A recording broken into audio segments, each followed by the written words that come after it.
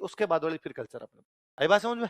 तो अपने शुरू करते हैं, लिखो मध्यकालीन राजस्थान का इतिहास, हिस्ट्री ऑफ मिडिवल राजस्थान।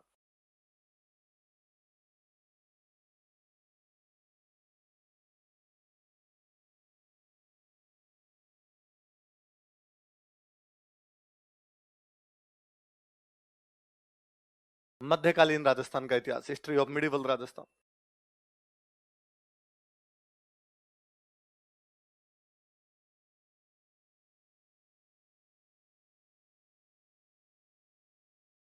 यदि आप सिलेबस उठा के देखेंगे अपना, तो मिडिवल के अंदर अपने साफ साफ लिखे हुए प्रमुख राजवंश तथा उनकी राजनीतिक, प्रशासनिक, सांस्कृतिक एवं राजस्व व्यवस्था। क्या क्या लिखा हुआ है? प्रमुख राजवंश तथा उनकी कौन सी? राजनीतिक, प्रशासनिक, सांस्कृतिक और राजस्व। जैसे मैं बताता हूं क्या क्या लिखा हुआ उसमें, इधर देखना। उसमें एक तो लिखा हुआ है राजवंश, डायनेस्टीज।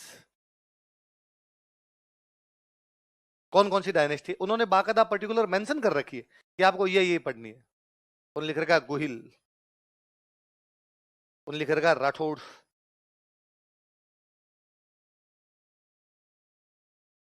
उन्होंने लिख रखा कछवाहा,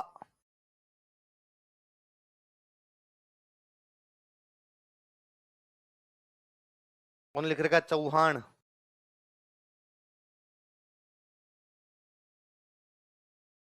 उनका लिखा हुआ परमार, उन्होंने लिख रखा प्रतिहार।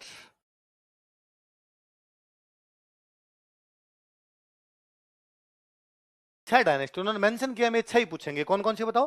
गोहिल, राठौड़, कछवाहा, चौहान, परमार, प्रतिहार। दोबारा बोलो कौन कौन सी? गोहिल, राठौड़, कछवाहा, चौहान, प्रतिहार। और उन्होंने लिखा है इनमें भी क्या पूछेंगे, उन्होंने बताया कि इनमें भी क्या पूछेंगे। इनमें हम पूछे व्यवस्थाएं पूछेंगे, इनकी कौन कौन सी व्यवस्था, सिस्टम पूछेंगे इनका। हम पूछेंगे इनकी राजनीतिक, मतलब पॉलिटिकल। हम इनका पूछेंगे प्रशासनिक, मतलब एडमिनिस्ट्रेटिव। हम इनका पूछेंगे सांस्कृतिक, मतलब कल्चरल। हम इनका पूछेंगे रेवेन्यू, राजस्व का, जो आर्थिक का। मतलब हम ये पूछेंगे कि ये जो राजवंश थे, इन्होंने कौन सी लड़ाइयां लड़ी, कौन सी संधियां की। ये तो क्या हो गया? राजनीतिक। हम ये पूछेंगे इनके टाइम में मंत्री कौन कौन से होते थे और वो क्या क्या काम करते थे। ये क्या हो गया? प्रशासनिक। हम ये पूछेंगे इन्होंने मंदिर, महल, माड़िए, झील, बावड़ी कुछ बनवाया कि नहीं बनवाया, पेंटिंग्स बनवाई कि नहीं बनवाया, लिटरेचर कितना लिखवाया। ये क्या हो जाएगी? सांस्कृतिक। हम ये पूछेंगे टैक्स कितना लेते थे, क्या हो जाएगी? राजस्व। कितने राजवंश? 6। कौन कौन से? गोहिल, राठौड़, कछवाहा, चौहान, परमार। उनकी कितनी व्यवस्था पढ़नी है? 4। कौन कौन से सिस्टम पढ़ने हैं? Political, administrative, cultural, revenue. बोले बड़ी बात है, उतार लो ऐसा कैसा, ताकि आपको याद रहे अपने सिलेबस में है क्या। ऐसा कैसा उतार ले एकदम।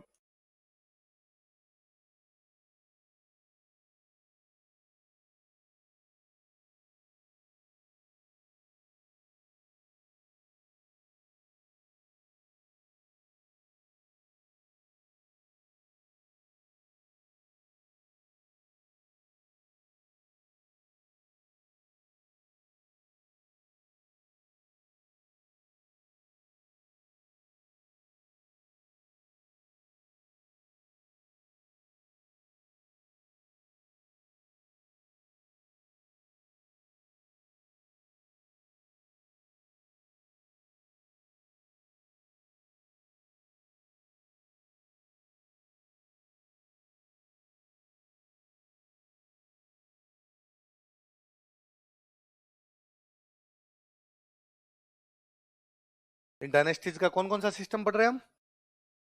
पॉलिटिकल, एडमिनिस्ट्रेटिव, कल्चरल और रेवेन्यू। कितने राजवंश? 6। तो आप पहला मान लो राजवंश कौन सा अपना? गोहिल। तो गोहिल वंश की राजनीतिक व्यवस्था, गोहिल वंश की प्रशासनिक व्यवस्था, गोहिल वंश की सांस्कृतिक व्यवस्था और गोहिल वंश की राजस्व। वैसे वैसे सबका पढ़ेंगे, वैसे राठौड़ों का पढ़ेंगे, कछवाहों का, चौहानों, जिसका जितना उतना। किसी का ज्यादा है तो ज्यादा और किसी का कम है तो कम। जैसे हम पढ़ेंगे तो हम देखेंगे कि जो पहले 3 राजवंश लिखवाए ना, ये आजादी तक थे। कब तक थे? राजवंशों में ये था, एक राजवंश खड़ा हुआ, दूसरे वर्ण आगे पटक के धो दिया उसको, तो मिट गया, दूसरे वर्ण आ गया। पर ये 3 ऐसे थे जो आजादी तक बने हुए थे, गोहिल, राठौड़ और कछवा। चौहान, परमार, प्रतिहार आजादी से पहले खत्म हो गए। जो लास्ट तक बने हुए थे उनकी हिस्ट्री ज्यादा, जो बीच में खत्म हो गए उनकी हिस्ट्री कम। तो हम देखेंगे यार गोहिलों को पढ़ने में टाइम लगेगा 15 दिन, आगे कोई राठौड़ पढ़ेंगे तो अपना टाइम घट जाएगा, वो जाएगा 8 दिन, कछवाहा पढ़ेंगे तो वो टाइम आ जाएगा 6 दिन, चौहान पढ़ेंगे तो टाइम आ जाएगा 4 दिन, परमार प्रत्यार आपको सिर्फ 45 मिनट में दोनों कंप्लीट। क्योंकि लास्ट तक आते आते वो बचे ही नहीं, वो बहुत पहले ही खत्म हो गए, कम खत्म हो गए, तो उनके बारे में हिस्ट्री की जानकारियां भी क्या हमारे पास कम। वो राजवंश समाप्त हो गया तो पहली बात, वो जो समाप्त हो गया तो उसकी हिस्ट्री भी उसके साथ ही कहीं ना कहीं मिट मुटा गई, आगे वालों ने उसके बारे में कुछ भी लिखवाया नहीं। और जब युद्ध में लड़े मरे भिड़े इधर उधर, तो हिस्ट्री की कोई किताबें पढ़ी भी थी वो भी इधर उधर हो गई। जो लास्ट तक रहा उसने 1800 में आके भी लिखवा लिया, वापस लिख लो रहे, खो गई की किताबें अपने 1947 में भी लिखवा गया वो आदमी अपना, तो उनका ज्यादा मिल जाता, इनका क्या मिल जाता, थोड़ा कम। तो वो भी अपने देखेंगे यार, उनकी बातें ज्यादा इनकी बातें कम। एक एक का पढ़े अपने, फिर लिखो गोहिल वंश, गोहिल वंश, गोहिल डायनेस्टी।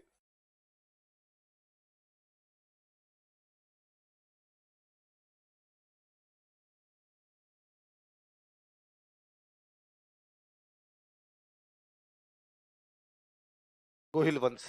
अब एक आया भाई, इसका नाम गोहिल वंश ही क्यों है और कुछ नाम क्यों नहीं है इसका? तो इसका नाम गोहिल वंश इसलिए है क्योंकि गोहिल नाम के आदमी ने चलाया था। ये वंश किसने चलाया? और उसने वंश चलाया 566 ईस्वी में। कब चलाया था?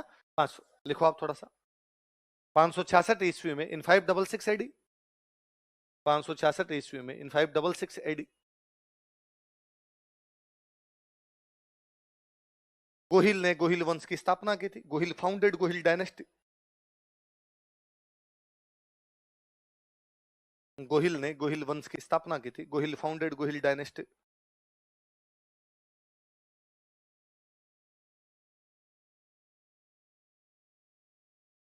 गोहिल ने कौन से वंश की स्थापना की? एक सवाल आपके दिमाग में ये उठना चाहिए कि सर आपको क्या पता 566 में की?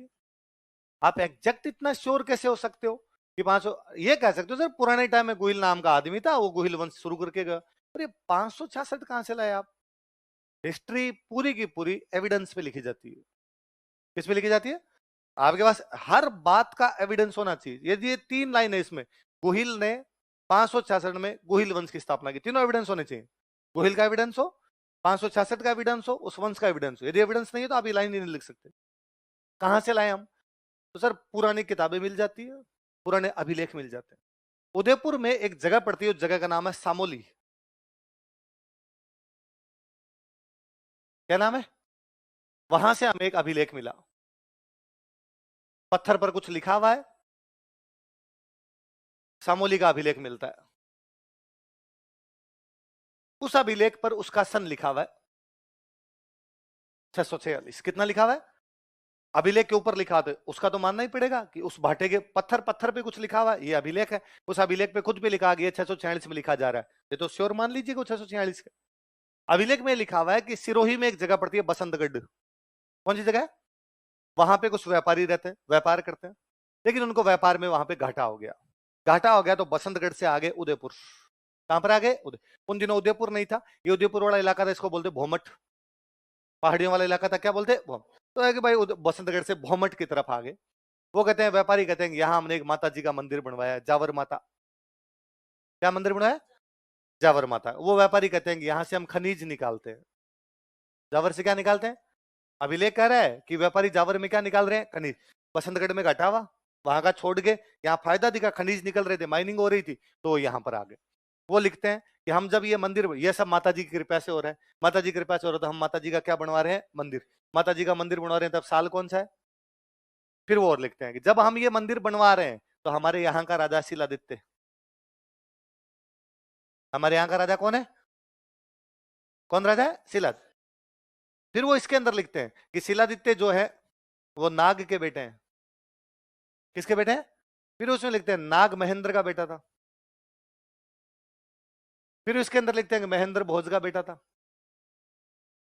और भोज गोहिल का बेटा था। 5 नाम लिखे हुए। हम शिलादित्य के टाइम में अभिलेख लिखवा रहे हैं। इससे पहले कौन था? इससे पहले, इससे पहले, इससे पहले गोहिल से पहले वालों के नाम नहीं है।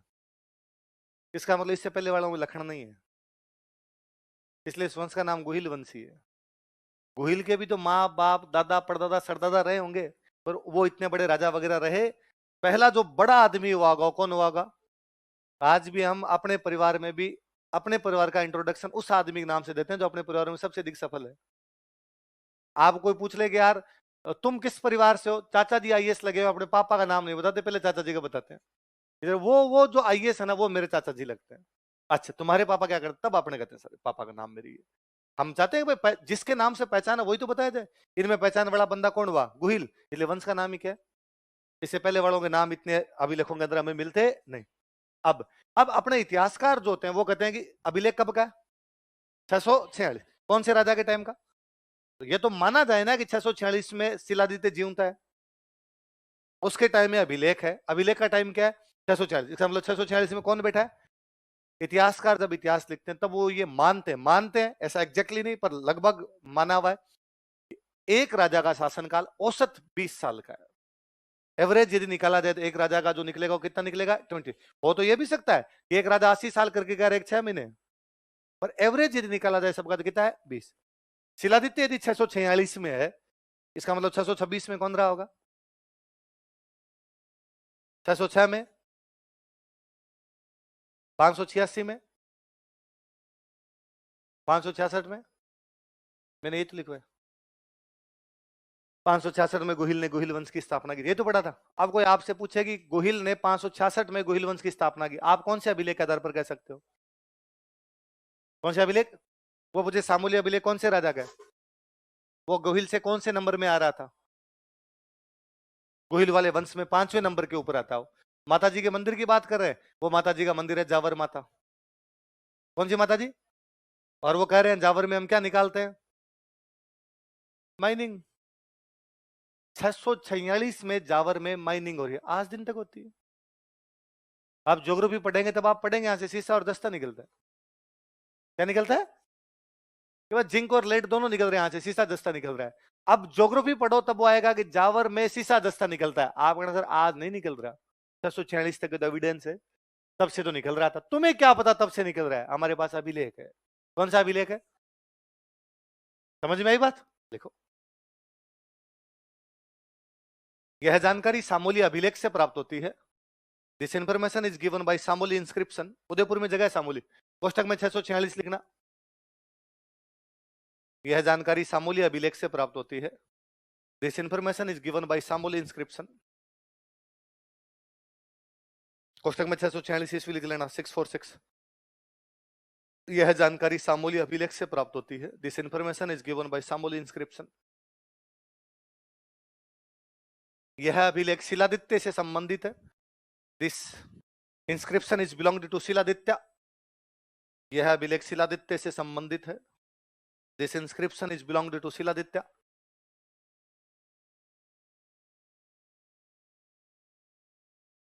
यह अभिलेख शिलादित्य से संबंधित है। कौन से राजा के टाइम का अभिलेख है, शिलादित्य। यह अभिलेख शिलादित्य से संबंधित है। This inscription is belonged to Shiladitya, जो कि गोहिल का 5वां वंशज था। Was 5th descendant of Gohil, जो कि गोहिल का 5वां वंशज था। Was 5th descendant of Gohil, जो कि गोहिल का 5वां वंशज था। Was 5th descendant of Gohil. अगला लिखो, इसी में लाइन चेंज करके इसी में लिखना, इसी लाइन में। यह अभिलेख जावर माता मंदिर तथा जावर के खनन उद्योग की जानकारी देता है। This inscription provides information about Jawar Mata temple and mining industry of Jawar. यह अभिलेख जावर माता मंदिर तथा जावर के खनन उद्योग की जानकारी देता है। This inscription provides information about Jawar Mata temple and mining industry of Jawar. Jawar Mata मंदिर तथा जावर के खनन उद्योग की जानकारी देता है।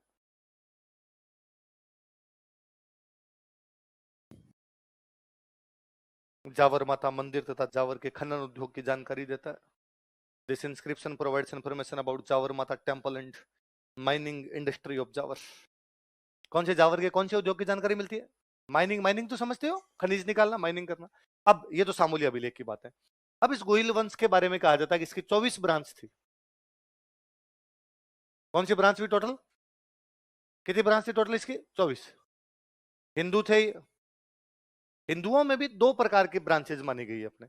राजाओं ने खुद को या तो कहा हम सूर्यवंशी है या कहा हम चंद्रवंशी, या तो क्या बताया खुद को सूर्यवंशी, या क्या बताया, और राजा छोड़िए, ये तो मैं कहता हूं आज घर पे जाकर दादाजी से पूछ लीजिए, अपने जितने लोग इंक्लूडिंग मी जितने यहां पर बैठे हुए अपने या तो सूर्यवंशी है या हमने हम सबको कहां से जोड़ लिया, सूर्य और चंद्र। हमने कहा हम उतने ही पुराने हैं जितने पुराने सूर्य और चंद्रमा, उतने दिन ही रहेंगे जब तक सूर्य और, इसलिए सारे नारे अपने वही है, जब तक सूरज चांद रहेगा फलान जी का नाम रहेगा। हमने कभी नहीं कहा जब तक पानी हवा रहेंगे, जब तक मिट्टी बादल रहेंगे ना, हमने कहा जब तक कौन रहेंगे, क्योंकि हम हमारी उत्पत्ति किससे जोड़ देते हैं, सूर्य और चंद्रमा। तो ये भी कहते हैं कि हम सूर्यवंशी है। कौन से है, तो गोहिल कौन से हिंदू है, सूर्यवंश। लाइन चेंज करके लिखना, सामूल्य अभिलेख वाली बात हो गई, अलग से एक लाइन में लिखो। गोहिल वंश की 24 शाखाएं थी। Gohil dynasty had 24 branches. Gohil वंश की 24 शाखाएं थी। Gohil dynasty had 24 branches. Gohil वंश की 24 शाखाएं थी। Gohil dynasty had 24 branches. Gohil Suryavanshi Hindu, Gohil Suryavanshi Hindu राजा थे। Gohil were Suryavanshi Hindu kings. गोहिल सूर्यवंशी हिंदू राजा थे। Gohil were Suryavanshi Hindu Kings.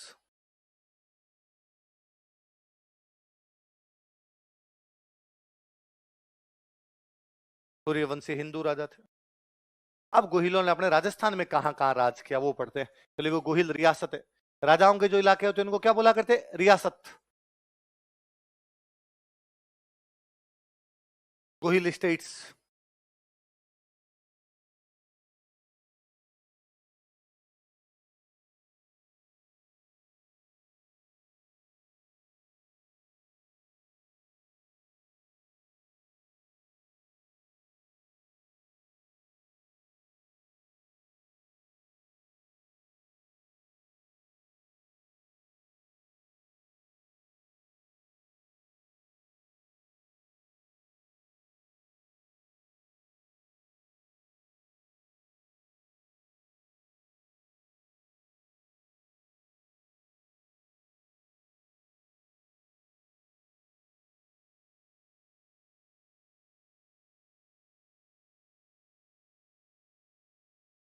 कहां कहां राज किया गोहिलों ने, बताओ देखिए क्या क्या नाम लिखे।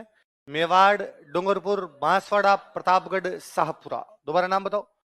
मेवाड़, डूंगरपुर, बांसवाड़ा, प्रतापगढ़ और शाहपुरा, जो अभी नया डिस्ट्रिक्ट बना है। पहले भीलवाड़ा में आता था, अब नया डिस्ट्रिक्ट बना दिया। तो एक तो शाहपुरा, प्रतापगढ़ डिस्ट्रिक्ट है, बांसवाड़ा डिस्ट्रिक्ट है, डूंगरपुर डिस्ट्रिक्ट है। मेवाड़ का मतलब आज का कह लो आप उदयपुर, चित्तौड़गढ़, राजसमंद। लिखना नहीं है, हम आगे पढ़ेंगे तो बार बार क्लियर हो जाएगी। पर उदयपुर, चित्तौड़गढ़, राजसमंद वाला ये जो मोटा मोटा इलाका था, इसको अपने क्या बोला करते, मेवाड़। तो एक इनका राज्य इनका कहां पर था, मेवाड़। फिर मेवाड़ से एक भाई चला गया डूंगरपुर, डूंगरपुर से एक भाई कहां चला गया, बांसवाड़ा। मेवाड़ से एक भाई चला गया प्रतापगढ़, मेवाड़ से एक भाई कहां चला गया, आगे बात सुनो। तो कहां कहां राज किया बताओ देखिए, मेवाड़, डूंगरपुर, बांसवाड़ा। सिंपल क्वेश्चन आएगा कभी कोई प्री में, इनमें से कौन से स्थान पर गोहिलों ने राज नहीं किया था, मेवाड़, डूंगरपुर, बांसवाड़ा, बीकानेर। किया जा सकता है। अब इनका अलग अलग हिस्ट्री पढ़ लेते हैं। लिखो मेवाड़ का इतिहास, हिस्ट्री ऑफ मेवाड़।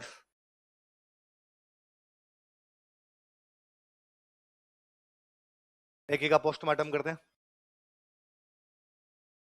देखो मेवाड़ का इतिहास, हिस्ट्री ऑफ मेवाड़।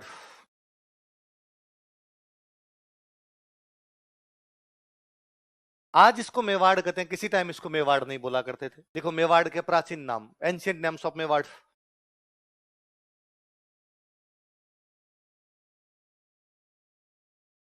मेवाड़ के प्राचीन नाम मैं लिख रहा हूं, एक बार ऐसे कैसे उतार लीजिए, फिर अपने बात करें।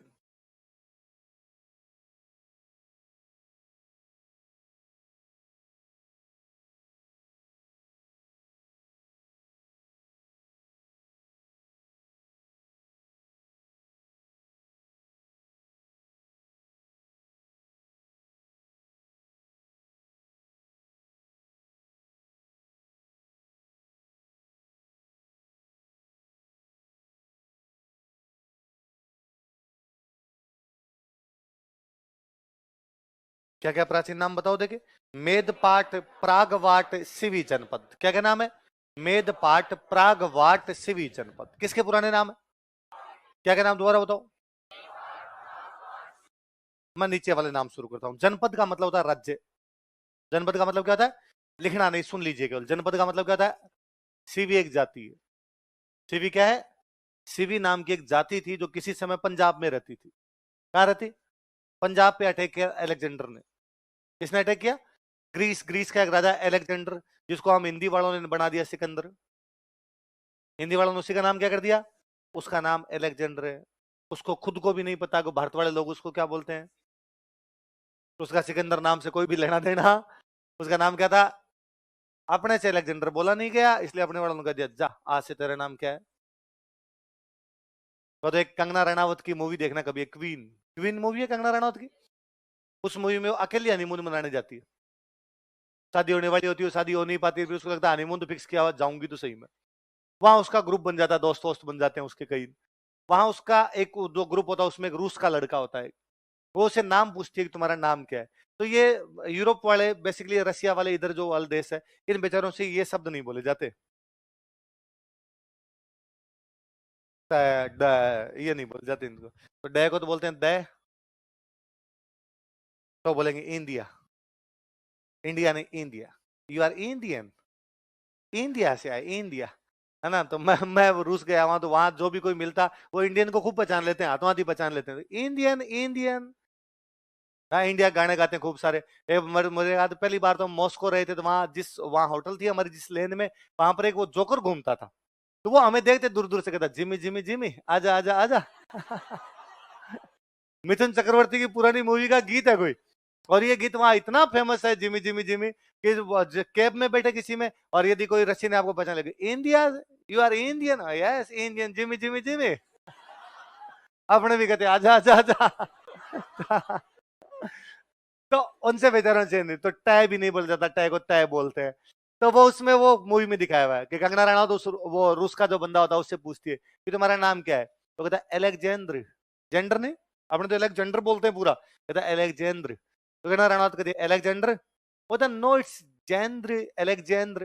वो कहते हैं हाँ अलेक्जेंडर। वो कहता नो, अलेक्जेंद्र। तो कंगना रनावत लास्ट में कहती है चल आज से तेरा नाम सिकंदर। तो कहता है ये क्या होगा, ये हम ही समझ सकते हैं इंडिया वाले, तो इस बात को समझ। अलेक्जेंडर पंजाब पर अटैक करता है, सिवी हार जाते हैं। सिवी एक जाति है जो पंजाब में रहती है, सिकंदर या अलेक्जेंडर से हार जाती है। हार के आ जाती है उदयपुर चित्तौड़गढ़। कहां पर आ जाती है?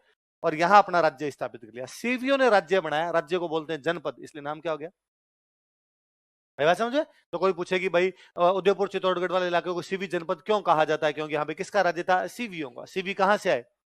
पंजाब से। किससे हार के आए? आगे सुन। ऐसा ही माना जाता है कि एक कोई जाति और रही होगी जिसका नाम रहा होगा मेद। क्या रहा होगा? आप कुछ कहते हैं उसका नाम मेद था, कोई कहते हैं मेव था, कोई कहते हैं मेर था, पर ऐसा कुछ नाम रहा होगा। उनके नाम पर इस इलाके का नाम पड़ा मेदपाट। क्या नाम पड़ा? तो मेव या मेद जाति की वजह से तो क्या पड़ गया? मेदपाट। सिवी जाति की वजह से क्या पड़ गया? ऐसा कहते हैं पठारी इलाका था, प्लेटू वाला इलाका था, पूरे में पठार है, इसमें प्लेटू है खूब सारे, भीलवाड़ा, राजसमंद, चित्तौड़गढ़, इसमें, इसलिए इसका नाम पड़ गया प्रागवट। क्या नाम पड़ गया? तो क्या क्या तीन नाम है बताओ, देखे। मेद, पाट, प्राग। क्या क्या नाम है? मेद। मध्य प्रदेश में एक जगह पड़ती है जबलपुर, नाम सुनाओ। जबलपुर के पास में एक जगह, उसका नाम है भेड़ाघाट। क्या नाम है? घाट है वहां, कई पहाड़ों में घाट बने हुए, घाट है, उसका नाम क्या है? भेड़ाघाट। वहां से का अभिलेख मिला, मध्य प्रदेश का अभिलेख, अपना कोई लेना देना नहीं। उस अभिलेख में एक रानी अभिलेख लिखवा रही है, वो कहती है मैं फलाने राजा की रानी हूं, यहां पर ये मंदिर बनवा रही हूँ। फिर वो उसमें नीचे अगले वाले मैं प्रागवाट की राजकुमारी हूँ। कहां की राजकुमारी हूँ? इसका मतलब अपने मेवाड़ की किसी राजकुमारी की शादी मध्य प्रदेश कर दी गई है, और वो मेवाड़ को वहां पर क्या लिखवा रही है अभिलेख में? और उसको मेवाड़ के राजाओं के नाम, वो कहता मेरे पिताजी का नाम ये, दादाजी का नाम ये, परदादा जी के नाम ये, 3 पीढ़ियों के नाम है, वो तीनों अपने मेवाड़ के राजा। इसका मतलब मेवाड़ को बोलते तो क्या थे? क्या बोलते? प्रागवाड़। तो मेवाड़ के 3 पुराने नाम बताओ। मेदपाट, प्रागवाट, सिविजी। अगली लाइन लिखो। देखो, मेवाड़ में गोहिल वंश का शासन था। Gohil dynasty ruled over Mewar. Mewar में गोहिल वंश का शासन था। Gohil dynasty ruled over Mewar. Mewar में गोहिल वंश का शासन था। Gohil dynasty ruled over Mewar. Mewar में कौन से वंश का शासन था? गोहिल। अभी हमने पढ़ा है गोहिलों की रियासतों, उसमें मेवाड़ लिखा, तो मेवाड़ में कौन सा वंश है? गोहिल। गोहिलों की कितनी ब्रांच थी? 24। उनमें एक ब्रांच अपने मेवाड़ वाली ब्रांच थी, तीसरी बात। अब इसमें कई राजा हुए। अब देखो, अब यूं तो एक वंश में को राजा हुए होंगे 500, है ना? कि भाई गोहिल वंश 566 में आ गया, 1947 तक ये वंश चला। 1947 से कितने साल चल गया? 1400। कितने साल चल गया? 1400। 20-20 साल का एक मानते कि 20 साल एक राजा राज करके जाता, 100 साल में कितने करके? 5। तो 1400 साल में कितने करके? 14 इंटू 5 कितने हो गए? 70। तो राजा तो कितने हो गए? लगभग 70 से ज्यादा ही हो जाएंगे, एक आधा कम नहीं निकलेगा। पर अपने को सारे पढ़ने, हमारा उद्देश्य राजाओं की वंशावली लिखना। हम केवल वो राजा पढ़ते हैं जो एग्जाम के पॉइंट ऑफ व्यू से काम किया। अच्छा, आप पूछो सर एग्जाम के पॉइंट ऑफ व्यू से क्या पता चलता है ये काम का, ये काम का नहीं? जिनकी किसी भी बात की वजह से आगे वाले इतिहास पर असर पड़ा हो। एक राजा आया, जिंदगी जी, जनता से टैक्स लिया, मर गया, हमें कोई लेना देना नहीं उससे। उसके कितने टाबर थे, कितनी लुगाइयां थी, टाबरों में कितना गेप था, कुछ भी याद नहीं करना। पर एक राजा आया, उसने एक नई राजधानी बनाई। हमारा सवाल ये कि राजधानी यही क्यों बनी, इसके अलावा दूसरी जगह क्यों नहीं बनी राजधानी? एक राजा आया, उसने मंदिर बनवाया। हमारा सवाल है कि शिव जी का क्यों बनवा के गया, विष्णु का क्यों नहीं बनवाया उसने? सवाल ये। उसकी प्रशासनिक, राजनीतिक, सांस्कृतिक, राजस्व, इन व्यवस्थाओं में कोई चेंज आता है, कोई नई चीज शुरू की जाती है, वो राजा पढ़ने, बाकी वाले राजा पढ़ने। ऐसा पहला बड़ा राजा जो इस वंश के अंदर दिखाई देता है, उसका नाम है बापा रावल। क्या नाम है? हेडिंग डालो।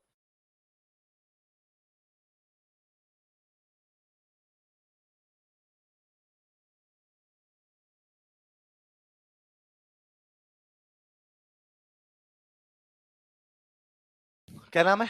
बापा। अब सुनना, देखो थोड़ा पुराना बताता हूं। 712 ईस्वी का समय है, 712 एडी के आसपास का समय। भारत पर मुसलमानों के अटैक हो रहे थे। मुसलमानों में भी, भारत में सबसे पहले जिन मुसलमानों ने अटैक किए वो अरब देश से आए थे। कौन से देश से? सऊदी अरब साइड के जो मुसलमानों, सबसे पहले तो अरबों ने भारत पर सबसे पहले अटैक किया मुसलमानों। 712 में एक सेनापति है, उस सेनापति का नाम मुहम्मद बिन कासिम। क्या नाम है? मुहम्मद बिन कासिम। इसने कब्जा कर लिया सिंध पे। कहां कब्जा कर लिया? भारत की वह पहली सीमा, भारत की वह पहली टेरिटरी, भारत का वह पहला क्षेत्र जिस पर मुसलमानों ने कब्जा कर लिया था, वो कौन सा था? वो कब्जा करने वाला अरब सेनापति कौन था? वो किस साल की बात है? कब की बात है? सिंध राजस्थान के टच करता है एकदम। अब जब सिंध पे मुसलमानों का कब्जा हुआ, अरबों का कब्जा, उनका अगला टारगेट राजस्थान था। अगला टारगेट क्या था? राजस्थान का सबसे मुख्य किला था चित्तौड़। मुख्य किला कौन था? तो उनका था सिंध से अगला कब्जा कहां करेंगे? चित्तौड़। उन दिनों चित्तौड़ में अपना एक राजा राज कर रहा था, उसका नाम था मान मौर्य। क्या नाम था? मान मौर्य नाम का एक राजा है जो कहां राज कर रहा है? अपना चित्तौड़। चित्तौड़ में राज कर रहा है। इधर अपने उदयपुर में एक जगह पड़ती है, उस जगह का नाम है नागदा। क्या नाम है जगह का? और नागदा के अंदर राज कर रहा है आपका बापा रावल। कौन राज कर रहा है? नागदा में बैठा है बापा रावल, चित्तौड़ के अंदर कौन बैठा है? मानो। पर मान मौर्य बहुत बड़ा राजा है, बापा रावल इतना बड़ा राजा। या नागदा में एक संत रहते हैं, उनका नाम है हारित। क्या नाम है? संत तो ऋषि हो गए, तो अपने उनको क्या कह देते हैं? हारित। हारित ऋषि शिव जी के भक्त है। किसके भक्त है? शिव जी के भक्त हैं हारित ऋषि। ये कहां पर रहते हैं? नागदा। नागदा का राजा कौन है? ओबीसी बात है, धोख लगाएगा। अभी अपने सारे नेता देवताओं के साधु संत जीते सबके धोख लगा रहे हैं। ये तो ठीक है, कई साधु संत पकड़ लिए गए बाद में, वरना जब तक नहीं पकड़े गए तब तक अपने वाले सारे धोख लगा रहे थे। ऐसा कोई नेता नहीं है जिसके आसाराम बापू के साथ फोटो नहीं है। वो पकड़ लिए गए तब आप सारे भले कंडेम कर दें उनको और कह देंगे साहब उन्होंने ये गलत काम किया, पहले सारे के सारे धोख लगा रहे। ऐसा कोई नेता नहीं है जिसकी बाबा जी गुरमीत राम रहीम के साथ फोटो नहीं है। बाबाओं के धोख लगाना राजनीति का हमेशा काम रहा है, क्योंकि राजनेता को पता होता है बाबा के पीछे जनता है, इसके धोख लगेंगे वोट मिलेंगे। ये पहले राजा भी जानते थे कि बाबा जी, ये है कि अच्छे बाबा जी है, बुरे बाबा जी। आजकल कई बाबा जी निकल गए भाई, खराब निकल गए, तो अपने उनको जेल के अंदर भी डाला। और अच्छे बाबा जी खूब सारे भले संत है, आज भी भारत के अंदर खूब भले भले संत बैठे हैं, तो देख के लगता है कि अरे यार क्या यूं अच्छी बातें बताते हैं, कितना अच्छा काम कर रहे हैं। ऐसे ही एक भले बहुत अच्छे बाबा जी है, उनका नाम क्या है?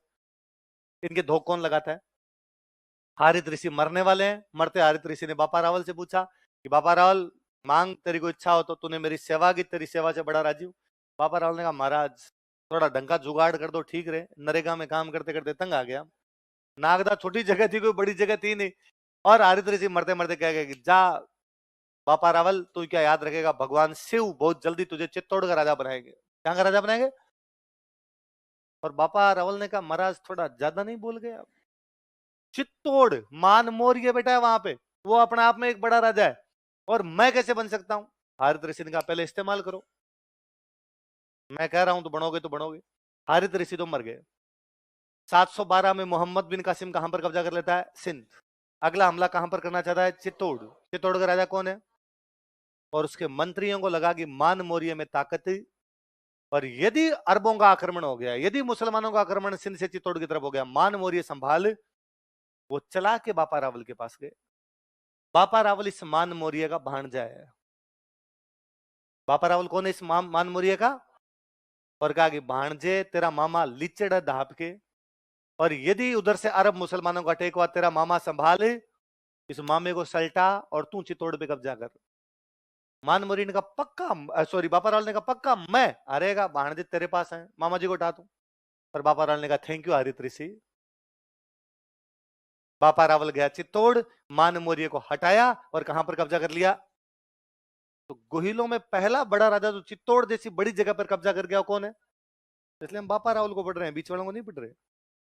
बीच वालों का नागदा में टाइम पास हो गया रह गया, इसलिए हमने कहा आ गए होंगे, मर गए, उसमें हमें क्या लेना देना है। पहला बड़ा आदमी जो टेरिटरी का विस्तार कर गया था वो कौन था? किसको हटा के? ये 734 की बात। कब की बात है? ऐसा उसने कौन से ऋषि के आशीर्वाद से किया? हारित ऋषि कहां रहते थे? वो किसके भक्त थे? देखो, यह हारित ऋषि का अनुयायी था। ही वो डिसाइपल ऑफ सेंट हारित। यह हारित ऋषि का अनुयायी था। ही वो डिसाइपल ऑफ सेंट हारित। यह हारित ऋषि का अनुयायी था। ही वो disciple of saint Harit. Line change कर लिखो। 734 ईस्वी में इन 734 एडी, 734 ईस्वी में इन 734 एडी मान मौर्य को हराकर इसने चित्तौड़ पर अधिकार कर लिया था। He captured Chittor after defeating मान मौर्य। मान मौर्य को हराकर इसने चित्तौड़ पर अधिकार कर लिया था। He captured Chittor after defeating मान मौर्य।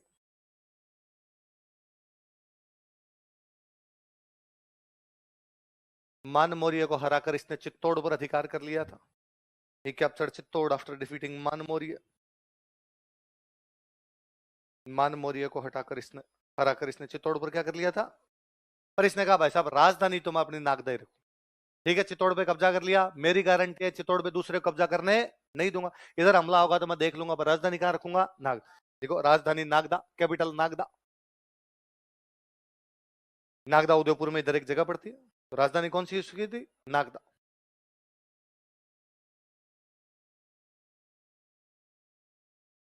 अच्छा, हरित ऋषि किसके भक्त थे? इसका मतलब बापा राहुल भी किसका भक्त होगा? शिव जी का। शिव जी को अपने बोलते हैं एकलिंग जी। क्या बोलते हैं? तो इसलिए इसने नागदा में किसका मंदिर बनवाया? इसने कहा ये जो कुछ भी हो रहा है किसकी कृपा से हो रहा है? एकलिंग जी। देख लो, इसने नागदा में एकलिंग जी का मंदिर बनवाया। He built Eklinga ji temple at Nagda. इसने नागदा में एकलिंग जी का मंदिर बनवाया। He built Eklinga ji temple at Nagda. Nagda में एकलिंग जी का मंदिर बनवाया। He built Eklinga ji temple at Nagda.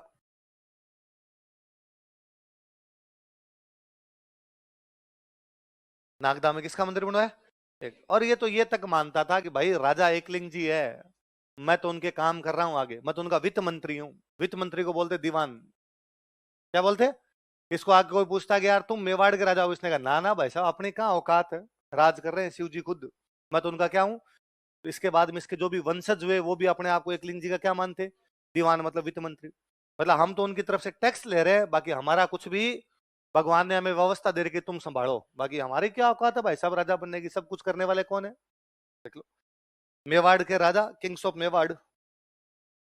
Mewar के राजा किंग्स ऑफ मेवाड़ खुद को एकलिंग जी का दीवान मानते थे। Considered themselves as Diwan of Ekling ji. खुद को एकलिंग जी का दीवान मानते थे। Considered themselves as Diwan of Ekling ji. खुद को एकलिंग जी का दीवान मानते थे। Considered themselves as Diwan of Ekling ji. खुद को किसका दीवान मानते थे? एकलिंग जी का दीवान मानते थे। और ये अपने भारत में तमाम राजाओं के साथ था। भारत में अपने किसी भी राजा ने कभी ये नहीं कहा मैं राजा हूं, उसने कहा राजा भगवान है। राजा कौन है? ये अलग अलग भगवान के नाम ले लिए। बीकानेर के राजा कोई पूछता है तुम राजा हो क्या बीकानेर? उसने नहीं नहीं साहब, अपनी कहां औकात है। बीकानेर के राजा लक्ष्मीनाथ है। कौन है? भगवान विष्णु। लक्ष्मी का नाथ भगवान विष्णु, मैं तो उनका क्या हूं? कोई सिरोही वाले राजा से पूछा तुम तो पक्के यहाँ के राजा? उसने कहा नहीं साहब, यहाँ के राजा सारणेश्वर महादेव है। कौन से महादेव है? मैं तो उनका क्या हूं? को जयपुर वालों से पूछता कि तुम राजा हो? राजा गोविंद देव जी। राजा कौन है? मैं तो उनका क्या हूं? वैसे मेवाड़ वालों से पूछता कि तुम यहाँ के राजा होगे? नहीं, हम यहाँ के राजा नहीं है। राजा कौन है? इसलिए यदि आप कभी महाराणा प्रताप का एक गीत सुना हो आपने कि हल्दी घाटी रो समर लड़ो वो महाराणा प्रताप कट है, उसमें लाइन है वो एक लिंग दीवान कट है। वो जो एकलिंग जी का दीवान है वो कहाँ है आजकल हमारा? वो जो महाराणा प्रताप हमारा जो हल्दी घाटी का समर हल्दी घाटी का युद्ध लड़ रहा था वो कहाँ है? तो मेवाड़ के राजा खुद को मानते क्या थे? और ये राजाओं की बात नहीं, ये हम सब की बात है। हम तमाम लोग ये मानते हैं कि हम कुछ भी नहीं करते, करवाने वाला कौन है? इसलिए हमारी सारी आरतियों में हमने खुद गाया है मैं मूर्ख खलकामी। आप कोई आरती सुन लीजिए देवता की, हमने देवता के सरेंडर किया। हमने क्या? सर्वशक्तिमान देवता समर्पण है उसके सामने। हम मूर्ख हैं। खल का मतलब होता है गधा। आप हर आरती गाते समय कहते होंगे आप गधे हो, आपके हाथ में कुछ भी करने योग्य नहीं है। जो भी करवा रहा वो कौन है?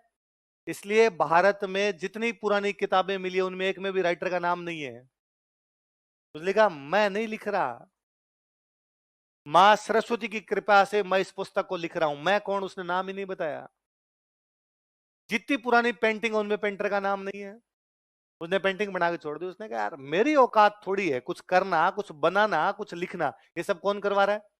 मैं बताऊं आज भी अपने गांव में खेती अच्छी हो जाए, फसल अच्छी हो जाए, पापा ने मेहनत की तब फसल अच्छी हुई। रात दिन रीजे पचे उस खेत में तब अच्छी हुई। फिर भी कोई पापा से बोलेगा अरे यार जोरदार फसल हुई, गेहूं शानदार हुई, बाजरा शानदार हुआ, मेहनत कर रहे हो। राम जी राजी हुए, भगवान राम राजी हुए तब हमारी फसलें हुई, वरना हमारी औकात है। पापा का बिजनेस अच्छा चले, भले ही पापा सुबह 5 बजे उठ के जाते हो, रात को 12 बजे आते हो, दोपहर वाला खाना भी ढंग से नहीं खाते हो, तब जाके बिजनेस अच्छा चल रहा है। उसके बावजूद पापा कहेंगे सब भगवती कृपा है, माता जी राजी है इसलिए अच्छा हो रहा है। मैं तो हमेशा सोचता हूँ यार कितने भोले लोग हैं। अभी भी अपने से कोई पूछ ले किसी से, कह रहे तुम्हारे 10 टाबर है, हम बायोलॉजी को धत्ता बता देते हैं कि बायोलॉजी नाम की कोई चीज सब किसके दिए हुए हैं? भगवान के। मैं कहता हूं आपका सिलेक्शन होगा, आप आरएस बनेंगे, आप मन ही मन राजी होंगे, आपको खुद पे प्राउड फील होगा कि मैं 18 महीने तक रेगुलर कोचिंग गया, सर ने जितना कहा सब किया, मैंने सारे टेस्ट दिए, मैंने मेहनत की, मैं डेली के 8 घंटे पढ़ा, तब जाके मेरा सिलेक्शन हुआ। फिर भी यदि आपसे इंटरव्यू लेने वाला मीडिया वाला पूछेगा कि आप अपनी सफलता का श्रेय किसे देना चाहेंगे, गंभीर होकर बोलेंगे आप ना, अंदर तो नाच रहे होंगे आप। जहां तक आज की सफलता का सवाल है, आप ये तो नहीं कहते मैं ऐसा बाहुबली मैं पढ़ा था। और आज भी अपना कोई दोस्त अपने आसपास का बंदा कर मैंने ये कर दिया मैंने ये कर दिया, अपने दो दोस्तों के पीछे बात करते, अहंकार दे, एटीट्यूड दे, क्या मैं कर दिया सबने कर रखा है। इसलिए अपने इस बात को भी अच्छा माना, इसलिए मेवाड़ के राजा भी कहते हैं हम राजा नहीं है, हम क्या एकलिंग जी के पर से तमाम राजा इसलिए। अच्छा बापा रावल बड़ा राजा था, इसका एक सबूत हमारे पास ये भी है कि बापा रावल का हमें सोने का सिक्का मिला। किसका सिक्का मिला? तो आपको सर इसमें क्या बड़ी बात है, पहले सोने चांदी के सिक्के हुआ करते थे, मिल गया बापा रावल का। बापा रावल से पहले किसी का भी सोने का सिक्का नहीं मिला। इसका मतलब बापा रावल से पहले वाले राजा इतने बड़े मिले, उनके सिक्के चांदी के मिले, तांबे के मिले, सोने का सिक्का पहली बार मिल रहा था। किसका मिल रहा है? इसका मतलब बापा रावल बड़ा हुआ होगा, बड़ा राजा, तो पैसे भी ज्यादा है, तो उसने सिक्के किसके चलाए होंगे? लिख लो। इसने मेवाड़ में सोने के सिक्के चलाए थे। He circulated gold coins in Mewar. इसने मेवाड़ में सोने के सिक्के चलाए थे। He circulated gold coins in Mewar. इसने मेवाड़ में सोने के सिक्के चलाए थे। He circulated gold coins in Mewar. कैसे सिक्के चलाए थे? सोने के। जैसे अब अपने नापते हैं ना सोने को, अपने कहते 24 कैरेट सोना है, 18 कैरेट है, 22 कैरेट, ऐसे नापते हैं। पहले सोने को एक नापने की इकाई और होती है, उसको बोलते हैं ग्रेन। क्या बोलते हैं? शायद गेहूं के दानों से तोला जाता होगा, इसलिए ग्रेन शब्द बन गया। वो जो सिक्का मिला वो 115 ग्रेन का। कितने ग्रेन का? तो कोई पूछे बापा रावल का सोने का सिक्का कितने ग्रेन का, कितने ग्रेन का लिख लो, कोष्टक में लिख लो, ब्रैकेट में लिख लो इसी लाइन के, 115 ग्रेन। बापा रावल कौन से वंश का राजा है? गोहिल कौन से हिंदू थे? कौन से थे? सूर्यवंश। कहां पे कब्जा किया बापा रावल ने? चित्तौड़। तो इसने चित्तौड़ में सूर्य मंदिर बनवाया था। सुनना एक बार बात, कौन सा मंदिर बनवाया? लेकिन बाद में चूंकि राजस्थान ने खूब आक्रमण झेले, बीच में कोई आक्रमण हुआ किसी का और उसने सूर्य मंदिर को तोड़ दिया। मंदिर को तोड़ने का मतलब था मूर्ति तोड़ गए। है ना, मंदिर की जो मूर्ति है वो ध्वस्त कर दी, वो तोड़ दी गई। तो बाद में किसी ने लाके इसमें माता जी की मूर्ति रख दी, कालिका माता की। किसकी मूर्ति रख दी? तो आजकल तो ये मंदिर कौन सा है? कालिका माता। लेकिन पहले क्या हुआ करता था? सूर्य मंदिर। कौन बनवा के गया? बापा राव। लेकिन अब क्या बन गया ये? तो अब देखो दो सवाल। एक सवाल ये बनता है कि चित्तौड़ का वर्तमान कालिका माता का मंदिर पहले क्या था? ये बनवाया किसने था? याद रहेगी बात? देख लो। चित्तौड़ में सूर्य मंदिर का निर्माण करवाया था, कोष्टक में कालिका माता लिख लेना। चित्तौड़ में सूर्य मंदिर का निर्माण करवाया था। He build sun temple at Chittor.